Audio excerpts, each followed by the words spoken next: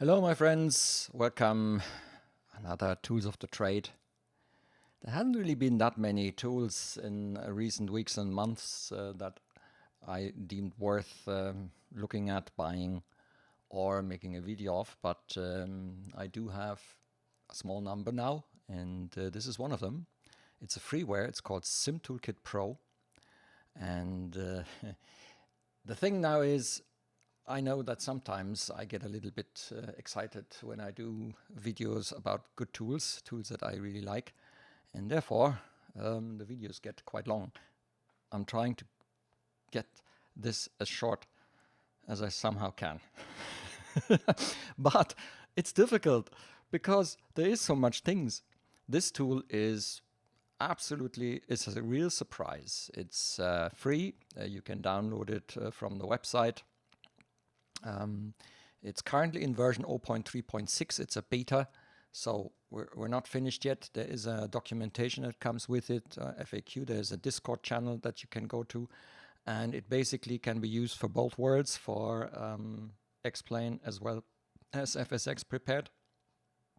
And as you can see, we even have VATSIM and ICAO and Pilot Edge. There is a SimBrief integration. This thing is fabulous. And therefore, I'm going to go very quickly through this. So if you're on the main page, you can actually enter an airport. You get the meta for this airport down here. You could also pull the TAF, Terminal Area Forecast, for that airport. Okay, I mean, you need to be able to read this, but there are other ways of getting to the weather. It will connect to your simulator. It will actually have a moving map functionality. This thing is quite a comprehensive tool, and not only that, but it also has a streaming overlay functionality. Something I use Beni Overlay for my videos, which is also a great freeware. I still prefer Beni Overlay, but this thing is starting to get very interesting when it comes to streaming. This is actually new. This is the Streaming Cruise Director. Change camera every falses. I'm not sure what falses are, but apparently there is now a new functionality that I didn't see. I just installed 0.3.6, which is the latest version. So even for us streamers, this is starting to offer a lot of stuff. Again, I'm still with my Beni Overlay, but this thing has become interesting. And one thing that I have actually used already is the Live Maps OBS overlay. So it actually creates a map which you can then put into your OBS as a widget and place it somewhere. It only works when you are connected to the simulator, but in theory what you can do is you can enter this address and it will draw a map. And in this case it's apparently is so this is automatic zoom. There are some settings, but basically it creates this HTML based map. You can either have it run beside it, or you can directly include it in the streaming overlay. I have to actually check. I might actually have it. There it is. See there, right at the corner. What you see here, that is actually that same thing, directly into OBS. Right. So very interesting stuff. The other thing they have is data output. So they write text files. These text files you can use to create your custom own overlay. Again, as I say, I'm currently still with Beni Overlay because I think Beni Overlay has a lot of interesting features and is still a little bit superior, but it's starting to become very interesting, especially if you want to make more customized overlays, which is there are limited possibilities with Beni Overlay. You have a lot of possibilities as a streamer, and can see that this is going to get more very interesting. Okay, let's go back to the home page. There has been a number of fixes and some new features. When you go to the Fly page, they have now created these menus, or it's probably one developer, I'm not sure.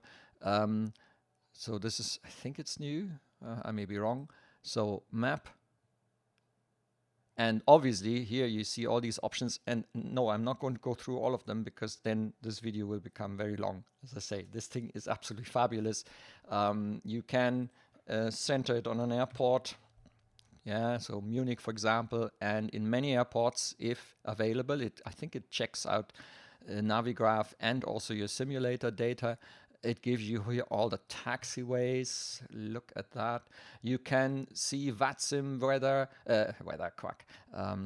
traffic, or ICAO traffic, or Pilot Edge traffic, or there seems to be an online system that they're planning. So it is actually, I'm not sure what that's going to be, but it sounds like there's some kind of multiplayer functionality possibly.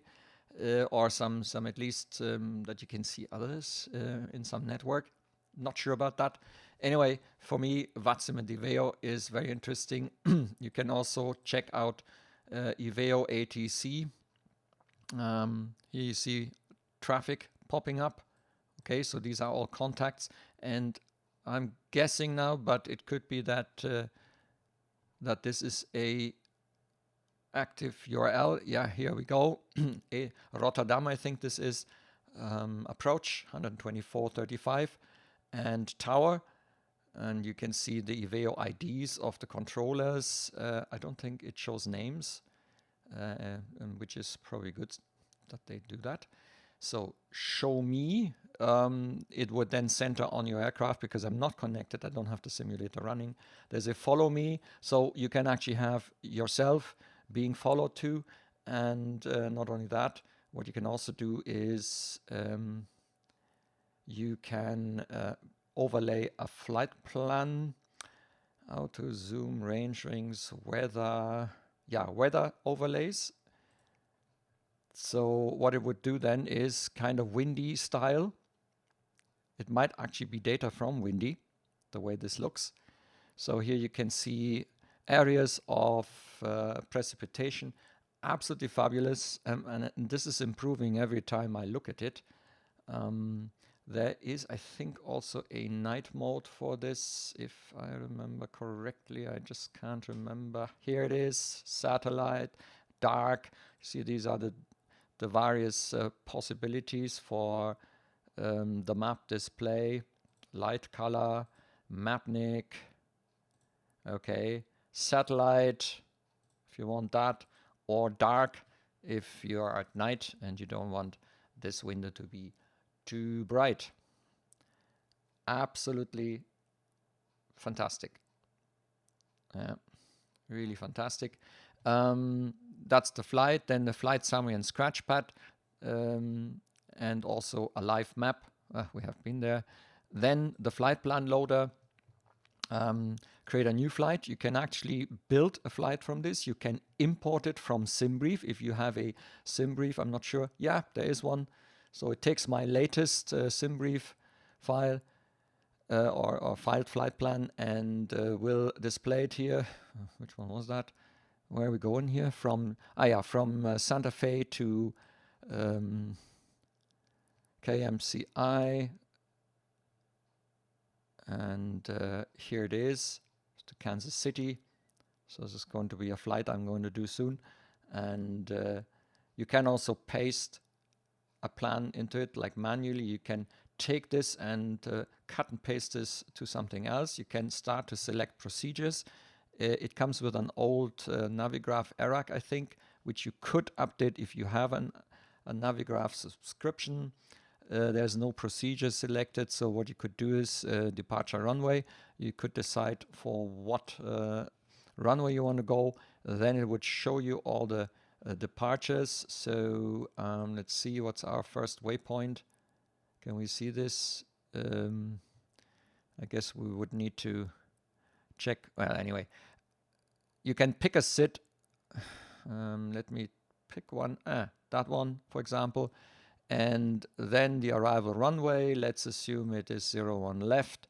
And then where's our flight plan coming from? You could pick one that is sort of closest. Let's take this one. This is not real planning, okay? And it would show you the procedures. So with this tool, you can do things that you can do with other tools as well, with EFAS, with Little Navmap. But Little Navmap specializes on the mapping and flight planning part. This tool offers this in a, let's say, reduced functionality mode, but more like different, you know. This is actually a different tool. It's not specialized on the mapping part only. Here is the checklist view. You can actually load in checklists from various aircraft, and I think there will probably be checklists from the community, and you can have this as a pop-up, so it would come, and this time it's actually working. So pre-flight checklist, and you can have that as a pop-up, and you never know. I might actually be able to, let's see. I'm going to try something here. Okay, window, Fensteraufnahme. So let's take this, and I'm just very quickly trying something here. It's the checklist viewer. Doesn't look like it can see this. Let me see. Yeah, unfortunately, that's one of these windows that is done in a way that cannot be seen. That's a pity. Entfernen. Okay, so let's take that away again. Oh well, anyway, still it's quite handy, and but I don't think you can. You can't change the. Oh yeah, you can. You just click and then they stay dark. So that's a very simple way to go through your checklist. You can do this here as well. Same idea. Okay, checklist mode, and then there's the wind calculator. Also an interesting tool. You say Echo Delta Delta Mike. You can get the current weather. So we have 250 with. So we would probably run from 26 left, for example, and it's now visualized. What I would do is I would have to, how did that go? Results. So headwind is currently 3 knots, and there's a 6 knot crosswind from the left, because the wind speed is 6, wind direction is 250, runway heading is something like 252, and that gives you a very good idea. If we would take off from the other direction, we can see that we have quite a bit of tailwind and only a very small 6 knots of tailwind. It's not that much, but ideally you shouldn't have tailwind when you take off or land. It depends a bit on the velocity. So let me see, 13 minutes. I have to really hurry up because I don't want to fall into the same trap. You can actually import. This is also new. This is called My Fleet. So it would actually load all your liveries. This is actually me discovering the new features as well. And you know me, I'm not reading tons of manuals. I just try. And what can we see here? We can here, for example, see I think that is the unknown associated livery. I think this is the Zibo, although it isn't quite clear.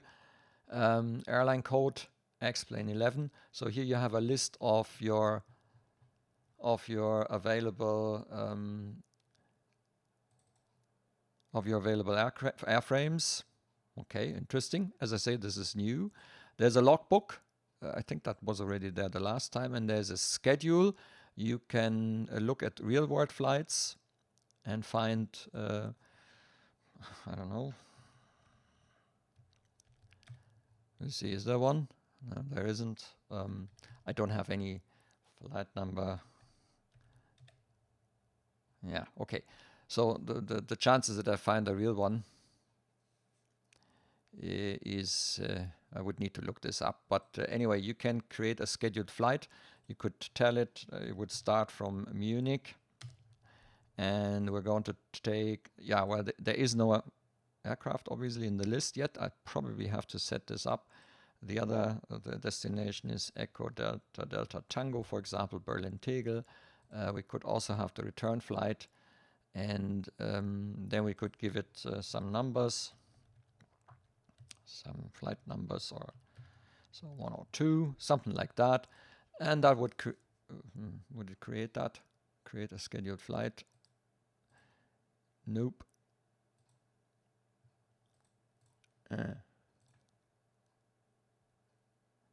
Oh, yeah. Since I don't have an aircraft, apparently, which I probably need to set up first, your fleet. Druk Air is maybe not. So let's go for the TUI here. Maybe I have to do something here. Explain 11. Airline code is TUI. TUI fly in Langenhagen. Okay. So let's do that. And potentially that means now that I can, even if that's not true, okay, I'm just trying something now because I think it needs this. Select aircraft, there we go. We fly with the TUI. We also, so it's TUI 101. Now this is not realistic. And TUI 102. Okay. Okay, so this feature might not be working yet. It could still be one of these better things. Train. This is for approach, and this is also quite nice. You can do some training and yet set yourself up for an approach, or for, I think also for, let me see. Oops. Enter ICAO. That's for the approach training. Yep, 26 left, 08 right. And you get landing reports. So it would actually, my last landing, it actually was on, it was online when I did this in an older version, was my landing with the Cessna.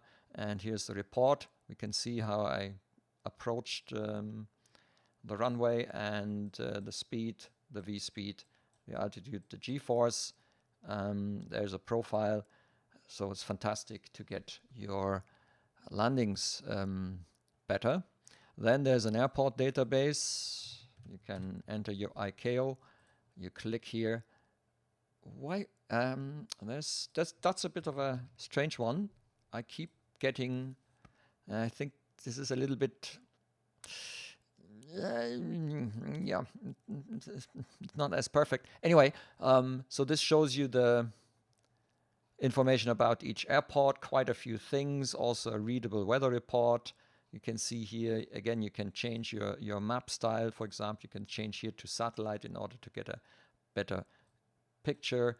Taxi system and so on, you don't get here. I think this is just the pure map. And here you see all the frequencies as far as we know it, and the runways with their lengths, their ILS frequencies, the heading, and so on and so forth. The other thing is the Network Explorer. Now that's for VATSIM and IVEO.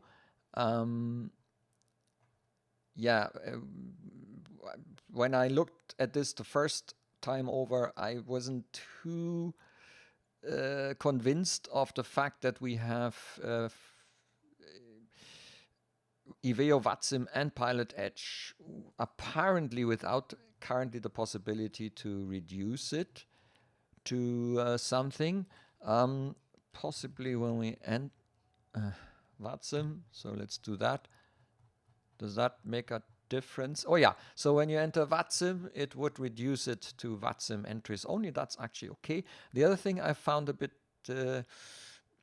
not so good is that it's not clear or not visible immediately what is facility and what is here. So for example, here we have an ATIS in what's Echo Delta, Echo Golf Golf Delta. Well, whatever that airport is, EGCC, I think that's Manchester, isn't it? I think it's Manchester. Yeah, it's Manchester. So there are the facilities are in there. They're just not immediately visible, so they just come in this big list here. That's got something that could be improved. Would be a bit more helpful because. But what you can do is you can do VATSIM, and let's see if we can actually filter it like this. No, so we would do it like this, but then we would get EGCC entries. So it simply looks for text here. It's still great, but could be improved, I think. Real life weather. So you have the possibility to enable real life weather, which would actually mean that it will send weather into Explain, and it even has an artist system similar to what Active Sky is doing. And you can even tell it to use VATSIM weather. So this is a way of ingesting, not displaying. That is done by the simulator or potential tools such as Ultra Weather. But you can ingest weather with this tool. You can specify some parameters. You can even create your own custom weather here, all right, with 3 layers of clouds, 3 layers of winds, and visibility rain settings.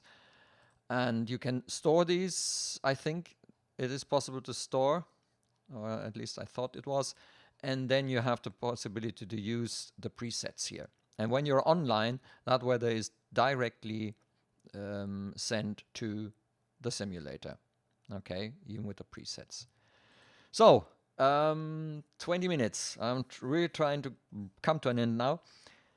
There's so much more I could tell you about this tool. It is really good. Here's a connection monitor. When you're connected and you're flying, you would actually have some of these little instruments here, and it would give you the current speeds and the most important parameters about your flight. And then there is all these settings here. First of all, you can pick, well, you will be able to pick a language later. You can put an online nickname here if you use this online mode. There's some analytics. I don't like these kind of things, so therefore I have turned that off.